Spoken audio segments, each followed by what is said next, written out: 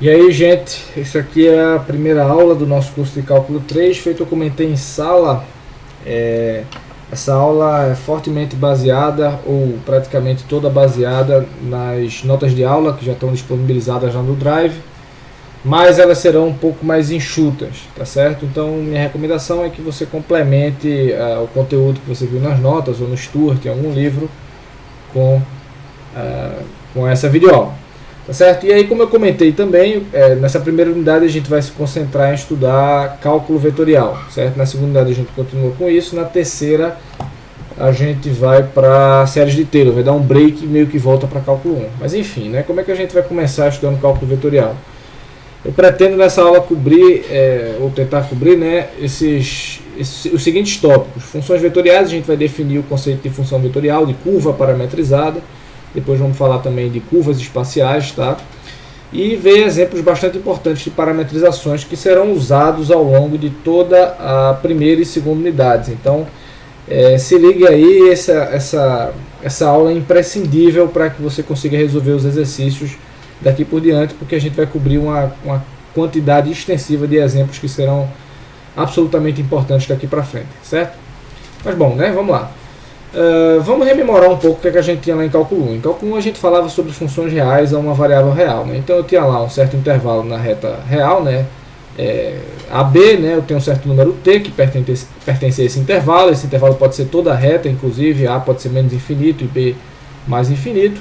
E a cada número t aqui real, dentro desse intervalo, eu associo uma certa função f de t, tá? Certo? Uma certa função escalar real aqui é uma variável real. Aqui em cálculo 3 a gente vai estar interessado em funções vetoriais. O que é que seria isso? Né? São funções que não mais associam um determinado número a um número real, mas um determinado vetor a um número real. Tá? Então eu te dou um número real t e você me dá aqui um certo vetor r de t em R3. Tá certo? A gente denota aqui por r de t porque a gente vai ver que isso é bem sugestivo com a analogia que a gente faz na física, como vetor posição de uma partícula que se move no tempo. Bem, esse vetor r de t tem componentes x de t, y de t, z de t, né, obviamente, e ele pode representar várias coisas, tá? Ele pode representar, por exemplo, a posição de uma partícula no tempo.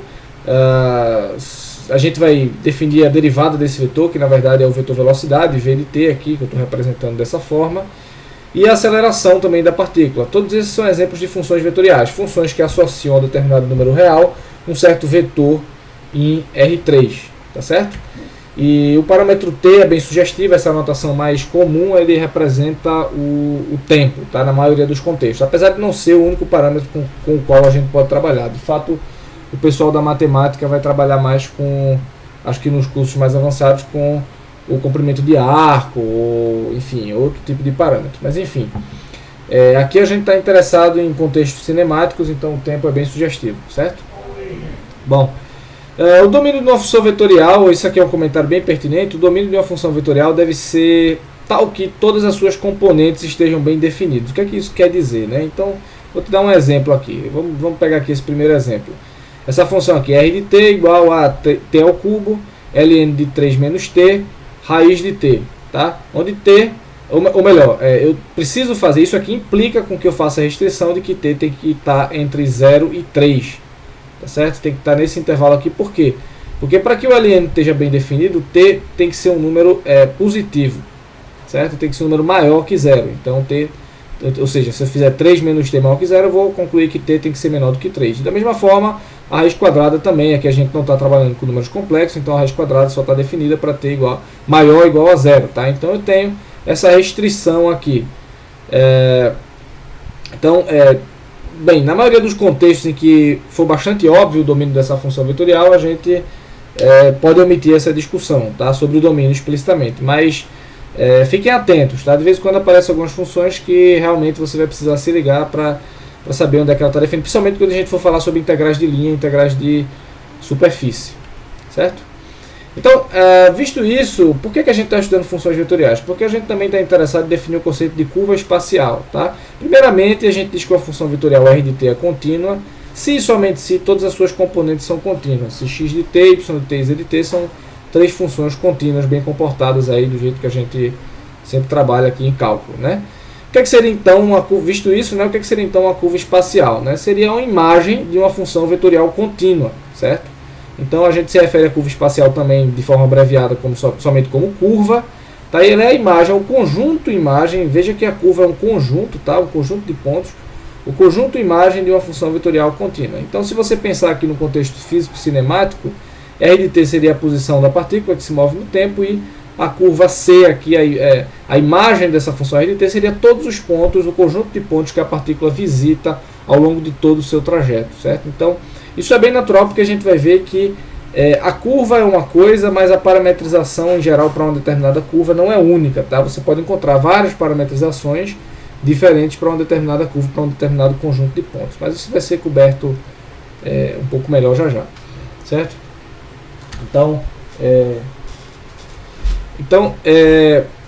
Bem, é comum a gente se referir a R de t como uma curva parametrizada, tá? Esse aqui é o vocabulário padrão que a gente usa, uma curva parametrizada, um vocabulário abreviado, tá? Para não ter que ficar falando o tempo todo R de t, a parametrização para a curva C, etc. Então a gente dá uma abreviadinha aqui, tá? Então, curva parametrizada nada mais é do que um outro nome para a função vetorial, tá? Não para a curva, não para o conjunto total de pontos que a partícula visita, mas só para o vetor posição da partícula no tempo. Vamos lá, né? Bem, existem várias parametrizações possíveis para uma determinada curva, certo? Eu acabei de comentar isso e aí vamos digredir um pouco sobre isso em detalhes aqui. Outra parametrização, por exemplo, para a curva do exemplo 1 seria isso aqui, né? Se eu fizesse, por exemplo, t igual a logaritmo de u, tá? Eu reescreveria, lá no exemplo 1 tinha essa curva aqui, né? T ao cubo, ln de 3 menos t, raiz de t. Eu reescreveria essa curva simplesmente dessa forma aqui, né? Ln de u ao cubo, ln de 3 menos ln de u e raiz de ln de u, tá? E aí eu faria a restrição, claro, para que t seja menor ou igual a 0 maior ou igual a 0 e menor do que 3. Eu faria essa restrição aqui de que u tem que ser um parâmetro que vai de 1, tá? Maior ou igual a 1 e menor que exponencial de 3. Então veja que eu reparametrizei a minha curva. Isso faz bastante sentido, né? Porque, veja, você pode fixe um determinado trajeto, tipo, você vai viajar daqui para Caruaru, você pode ir para lá visitando o Rei da Coxinha, parando no meio do caminho, ou você pode ir direto para lá, tá? O conjunto de pontos que você vai visitar vai ser o mesmo no meio da estrada, mas você pode fazer isso de várias formas diferentes. Então, se a gente quiser descrever com precisão fisicamente essa situação de partículas se movendo no tempo, a gente precisa desse conceito de parametrização, porque em geral partículas que se movem ao longo da mesma trajetória não se movem, por exemplo, com a mesma velocidade, certo? Mas, enfim, tentem entender isso em detalhes. Um caso específico das curvas espaciais que a gente está estudando são curvas planas, obviamente, né? São curvas, isso é bastante simples, são curvas que estão inteiramente contidas no plano XY. Então isso é mais uma nomenclatura abreviada. Quando eu falar curva plana, você já sabe que é uma curva que está aqui C contida em R2. Está com aqui contida igual aqui, mas isso não faz o menor sentido. Tá? Uma curva, um conjunto de pontos C unidimensional, tá? Feito a gente está vendo aqui, contido em R2. Certo? Então vamos lá, vamos ver agora uma bateria de exemplos de curvas parametrizadas. E aí qual é o meu conselho? Entendam bem esses exemplos e porque eles aparecerão extensivamente durante os exercícios e vocês precisarão deles, certo? Você não precisa decorar tudo que está aqui agora, mas quando você for fazer o exercício, volta aqui para essa aula, tá? Por exemplo, na próxima aula já haverão alguns exercícios sobre integral de linha de uma função escalar. Você volta aqui para essa aula e aí você vai acabar aprendendo direito, provavelmente, né, essas parametrizações super importantes. Mas enfim, a gente pode parametrizar, por exemplo, o gráfico de uma função, tá? Então imagina aqui que eu tenho uma certa função lá que você viu em cálculo 1, que você está careca de saber, f de x, tá? E eu seleciono aqui um certo intervalo AB aqui da reta real, no qual essa função está definida. Tá? Uma função contínua, diferenciável, blá blá blá, como a gente sempre supõe. Como é que eu faço para, vamos dizer que uma partícula se movesse ao longo dessa curva aqui que descreve o gráfico da função, né? Como é que eu faria para parametrizar isso? Eu posso escolher a própria variável x como parâmetro. Eu posso fazer x igual a t, tá? Tal que r de t vai ter uma componente x, né, que vai ser simplesmente t, e uma componente y que vai ser f de t, tá? Então isso aqui é uma curva plana, obviamente, né? E t aqui está contido no meio desse intervalo aqui AB. Então veja que, bem, é bastante simples parametrizar o gráfico de uma função, né? Outro exemplo um pouco mais interessante são círculos, tá certo? Então pega esse círculo aqui, por exemplo, de raio R, centrado aqui num determinado ponto AB de R2, né? A gente sabe que a equação dele é x menos a ao quadrado mais y menos b ao quadrado igual a r ao quadrado. Bem, uma parametrização para esse círculo simplesmente é r de t igual a r cosseno de ômega t. Eu vou explicar quem é ômega aqui, mais a r seno de ômega t mais b. Tá? Se você lembrar lá da situação do movimento circular uniforme, que você via lá em física 1, ômega é simplesmente a velocidade angular. Porque a gente pode... ômega na verdade é um parâmetro livre. Tá? Como é que a gente pode entender isso? A gente pode entender que essa parametrização faz sentido porque se eu substituir a expressão dessas componentes aqui na equação do círculo, veja que realmente todos esses pontos aqui descritos pela função vetorial satisfazem a equação do círculo. Tá? Se você substituir isso aqui, você vai encontrar alguma coisa como r ao quadrado, cosseno ao quadrado, mais seno ao quadrado e por aí vai. Mas, bom, isso aqui é um círculo que não está centrado na origem. Em geral, a gente vai simplificar as coisas aqui em cálculo 1. Tá? Perdão, antes de comentar isso, eu vou comentar que se você quiser, por exemplo, descrever uma volta, então isso é importante, a gente restringir aqui o intervalo das curvas que a gente está considerando. Se você quiser descrever uma volta nesse círculo, tá? Se a partícula dá uma volta, esse parâmetro t tem que correr de 0 a 2π sobre ômega, para duas voltas 0 a 4π sobre ômega e por aí vai em analogia. Mas bem, como eu ia dizer agora, o caso mais interessante é quando esse círculo está centrado na origem. Então você tem simplesmente essa equação aqui, né, mais simples, x² mais y² igual a r ao quadrado, e o ponto Azão, Bzão vai ser simplesmente a origem, 0, né? E r de t vai ser simplesmente r cosseno t, r seno t. Esse aqui é o caso que a gente vai usar aqui extensivamente durante o curso. Esse círculo, se o raio for 1, a gente chama de círculo unitário, mas é um exemplo bem recorrente, certo? Então a gente também faz ômega igual a 1 para simplificar, para a gente não ficar com esse parâmetro ômega livre aí. Mas bem, você já sabe que isso aqui descreve no fundo um movimento circular uniforme, né? Feito você via lá na física. E esse é o caso mais interessante. Tá? E aí, para uma volta, esse t vai de 0 a 2π, para duas voltas, t vai de 0 a 4π, e por aí vai. Certo? Outro exemplo bem parecido com o círculo e bem interessante é elipses. Então, vamos lá, proceder em completa analogia com o círculo. Tem essa elipse aqui, centrada em AB, com semieixo maior beta, semieixo menor alfa, e ela é descrita pela equação que a gente já conhece aqui lá de geometria analítica, x menos a sobre alfa ao quadrado, mais y menos b sobre beta ao quadrado, tudo isso igual a 1, né? E eu posso parametrizar ela simplesmente usando uma analogia com o que eu fiz lá com o círculo. Eu posso colocar, em vez do raio, né, r nas duas componentes, eu coloco alfa e beta. Então eu tenho r de t igual a alfa cosseno ômega t mais a beta seno ômega t mais b. E aí esse parâmetro t vai correndo também de 0 a 2π sobre ômega para uma volta, 0 a 4π sobre ômega para duas voltas e por aí vai. Só que, de novo, o caso mais interessante que a gente vai estar trabalhando aqui vai ser simplesmente a elipse centrada na origem bonitinha. Tá? Então, essa parametrização fica bem mais simples, fica r de t igual a alfa cosseno t, beta seno t, né? E a gente vai tomar também ômega igual a 1. Certo? Então, esse é o caso mais comum que a gente vai ver aqui no curso. Outro exemplo legal é hipérboles, que você viu lá em geometria analítica. Lembrando que eu comentei até em sala, os pré-requisitos para cálculo 3 são geometria analítica e cálculo 1. A gente vai usar vários conceitos de cálculo 2 também, mas eu diria que é mais isso, certo? Lá a gente viu, lá em geometria analítica, a gente vê a hipérbole, né? Por exemplo, se a hipérbole está centrada aqui em AB, eu tenho a seguinte equação, é a mesma equação da elipse, basicamente, né? A gente sabe que é a mesma equação da elipse, só que com o sinal errado aqui, né? Com o sinal de menos. Então eu posso parametrizar essa hipérbole usando o que eu chamo de funções hiperbólicas. Provavelmente vocês não viram nada sobre funções hiperbólicas até aqui. Mas é um negócio bem simples, tá?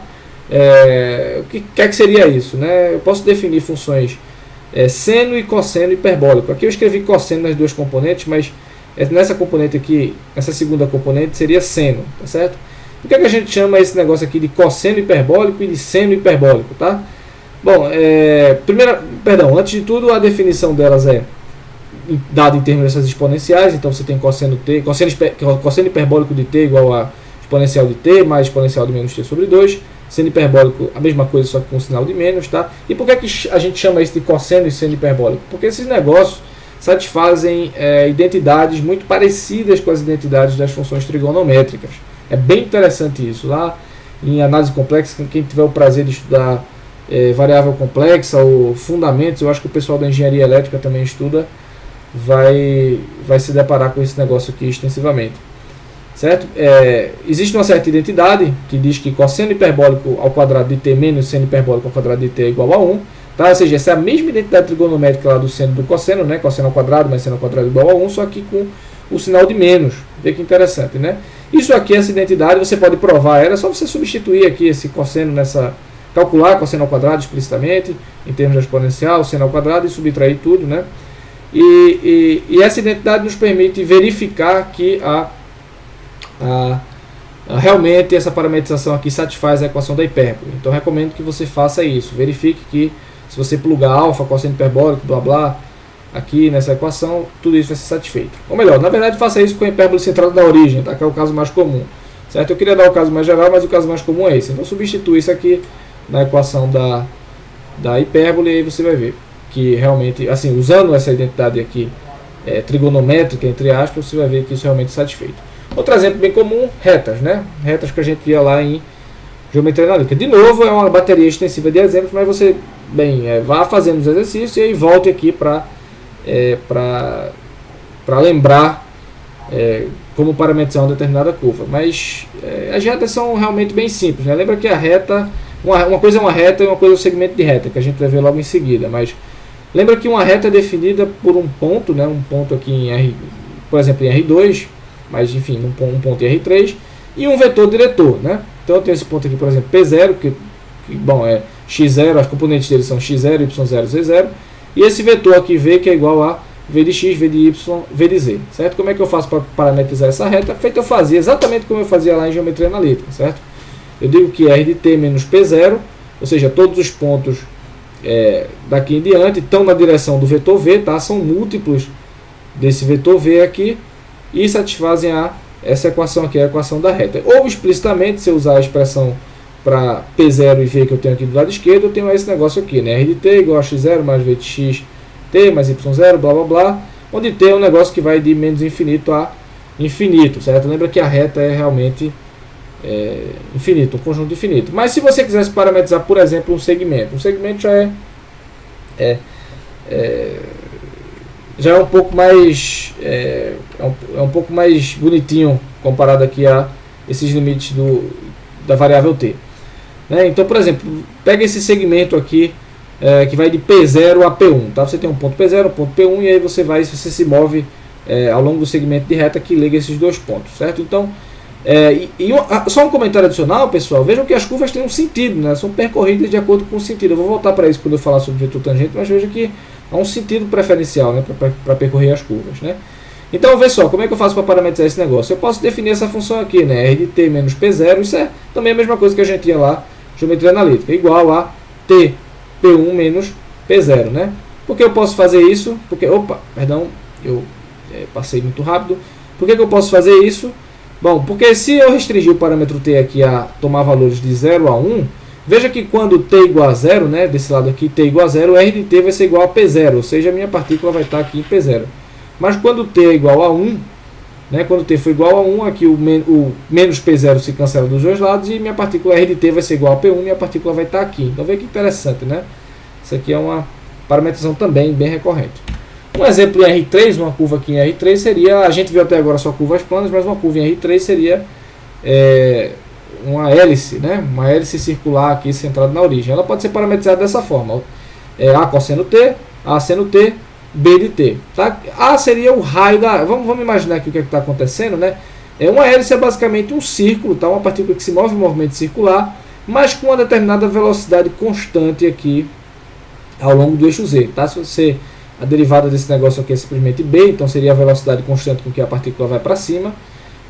Bom, isso é bem intuitivo, né? Um círculo de raio A, azão, e a partícula vai descrevendo a trajetória circular de raio azão e vai subindo com velocidade constante b. Então isso vai ficar mais claro quando a gente falar do vetor derivada daqui a pouquinho. E aí, se você quiser, por exemplo, um segmento da hélice, é só você restringir esse parâmetro t a assumir valores dentro de um determinado intervalo finito. Tá? E aí, claro, b tem que ser diferente de zero para que isso realmente descreva uma hélice. Se b for igual a zero, isso aqui vai ser simplesmente um círculo de raio A aí, centrado na origem no plano XY. Certo? Um último exemplo aqui seria interseções entre superfícies. Aqui já é um negócio mais voltado aos exercícios, né? Então imagina, por exemplo, que eu tenho esse cilindro aqui, você viu lá em cálculo 2, cilindro x² mais y² igual a 1, e eu tenho esse plano aqui, z igual a y mais 1.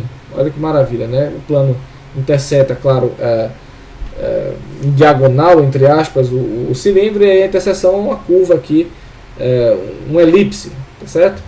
Eu posso parametrizar essa curva como? Bom, eu posso ver que se eu escolher a componente x da minha parametrização como cosseno t, a componente y como seno t, isso aqui realmente satisfaz a equação do cilindro, certo? Um círculo, né? Lembra que a equação do cilindro é a mesma equação do círculo em R2, né? A gente só não, como não aparece o parâmetro z, ele está livre, isso aqui realmente descreve um círculo para cada valor de z, né? Então, isso faz sentido, mas eu tenho que adicionar, como eu estou querendo a interseção com esse plano aqui, a minha parametrização também tem que satisfazer a equação do plano, eu tenho que adicionar a restrição adicional de que z é igual a y mais 1, né? Mas, ora, y tem que ser seno de t, né? Então, uma parametrização para essa minha curva seria r de t igual a cosseno t, tá? E aqui seno t mais 1. E aí, bem, isso aqui na verdade é uma elipse, tá? Pode não parecer tão óbvio, mas se você plotar no computador, você vai ver que se você plotar assim essas duas superfícies, você vai ver que a interseção é uma elipse, claro, que não está bonitinha, centrada na origem, nem centrada em algum ponto fácil de se reconhecer. Lá em geometria analítica, lembra que a gente fazia um badauê todo para mover essa elipse para a origem, né? Mas enfim, veja que arrumar parametrizações para interseções não é lá um negócio muito sistemático, mas há uma certa intuição, né? Você pode criar aqui uma certa intuição fazendo exercícios. Então, bom, isso aqui foi uma lista de exemplos, eu ainda vou fazer aqui um último exemplo antes de acabar a aula, mas um conceito imprescindível que a gente tem que definir é o conceito de velocidade, né? A gente acabou de falar de posição da partícula, mas e quanto à velocidade e, por exemplo, a aceleração, né? Então vamos lá, seja R de t uma curva parametrizada, né? Lembra que a curva parametrizada é outro nome para a posição da partícula, e curva espacial é a imagem dessa curva parametrizada, é outro nome para a trajetória, para o conjunto de pontos que a partícula descreve ao longo de todo o tempo aqui de seu movimento. Então eu tenho aqui R de t, né? E uma curva parametrizada, bem, no instante t a partícula vai estar aqui nesse ponto, mas no instante t mais ΔT ela vai estar um pouco mais à frente em seu trajeto, né? De maneira que eu posso definir o vetor R de t mais ΔT menos R de t, tá certo? Vai ser um vetor que vai ligar esse ponto aqui R de t a o ponto R de t mais ΔT. A gente sabe que esse vetor, claro, em geral é um vetor secante à curva, né? Não é um vetor tangente. A gente sabe que a velocidade tem que ser um vetor tangente. Como é que a gente define isso então, né? Bem, a gente sabe que a velocidade média da partícula entre esses dois pontos tem que ser R de t mais ΔT menos R de t sobre ΔT, tá? Isso aqui é bem intuitivo. E a gente faz, para definir a velocidade instantânea da partícula, por exemplo, a gente faz que a gente fazia lá em cálculo 1. Certo? Veja que veja que, por exemplo, se R de t mais ΔT está muito pertinho de R de t aqui, esse vetor deixa de ser um vetor tangente, deixa de ser um vetor secante a curva e passa a ser um vetor tangente, né? Então vê aqui que esses dois pontos estão bem juntos, esse vetor é realmente um vetor tangente e a gente pode definir o quociente de Newton vetorial aqui, escreve essa notação sugestiva, R' de t igual a limite ΔT indo a zero desse quociente, tá?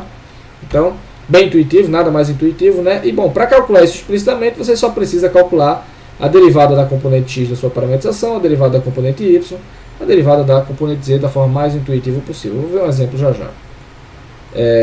A gente também pode definir, claro, a velocidade escalar da partícula, né? Seria simplesmente o módulo desse vetor velocidade que eu acabei de calcular. Como é que você calcula esse módulo? Como você fazia na geometria analítica. Esse aqui é um vetor, você tira a raiz quadrada do produto escalar desse vetor com ele mesmo, tá? Bem simples. Ou explicitamente você vai obter essa expressão aqui, né? V de t igual a raiz quadrada de x' ao quadrado, y' ao quadrado, z' ao quadrado, tá? Então, por exemplo, o último exemplo aqui, na verdade é para ter exemplo 10, né? Mas enfim, para a curva parametrizada do exemplo 1, lembra lá do exemplo 1 do começo da aula? Eu tenho essa curva R de t igual a t ao cubo, ln de 3 menos t, raiz de t. Eu posso calcular a velocidade de uma partícula que se move de acordo com essa parametrização. Será simplesmente R' de t igual a 3t ao quadrado, né, a derivada da componente x, menos 1 sobre 3 menos t, a derivada da componente y, e 1 sobre 2 raiz de t, a derivada da componente z. Tá? E, claro, t tem que estar restrito a esses valores aqui para que R de t esteja bem definida. Certo? Então, bastante simples, né, calcular essa velocidade escalar. Enfim, e por fim, aqui para finalizar a aula, a gente tem as seguintes regras de diferenciação, tá? Claro, a gente não vai trabalhar tanto explicitamente com essas regras aqui, mas é bom que vocês saibam que elas existem, pelo menos. Então, essa derivada, né, que eu acabei de definir, vetorial, essa derivada de funções vetoriais, ela satisfaz as seguintes propriedades, né?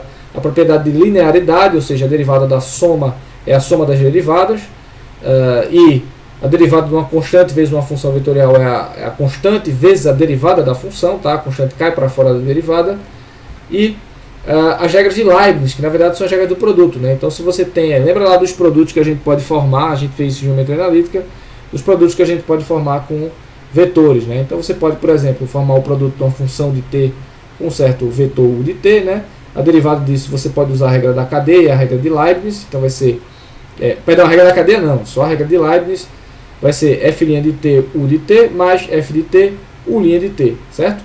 Mesma coisa vale aqui para o produto escalar, nada mais intuitivo, né? A derivada de u escalar v vai ser u' v, u' escalar v mais u escalar v', e a mesma coisa aqui para o produto vetorial, bem intuitivo, né? A última propriedade, no fundo, é a regra da cadeia, que diz que, bom, só deve ser derivado de dentro para fora. Então, a derivada de u f de t vai ser f' de t, u' de f de t, tá certo? Então, bastante comum aqui, bastante intuitivo essas regras de diferenciação. Então, a gente chega aqui no final da aula. O que a gente fez nessa aula, né? A gente começou o nosso estudo aí em cálculo vetorial, definindo o conceito de função vetorial. Lembra, função vetorial, curva parametrizada são sinônimos, certo? Diferentes. Isso é diferente de uma curva espacial, tá? A curva espacial é a imagem da função vetorial. A curva espacial é a trajetória da partícula. A função vetorial é o vetor posição da partícula no tempo. A gente definiu, pronto, de novo aqui o conceito de curva espacial, curva parametrizada, e a gente viu vários exemplos importantes de parametrizações. Lembrando que esses exemplos serão, de novo, cobertos extensivamente durante o curso, e a partir da próxima aula já a gente já vai ver integrais, e aí eu recomendo que vocês façam. Nessa aula já tem exercícios, tá, gente? Eu comentei que a prova vai estar fortemente baseada nos exercícios, mas nos exercícios da próxima aula vocês vão aplicar essas parametrizações para calcular o que a gente vai definir como a integral de linha de uma função escalar, tá? Então, aqui a gente chega ao final da aula. Eu acho que alguma coisa aconteceu aqui. Eu perdi o meu login, enfim. A gente se vê logo em breve. Um abraço, gente.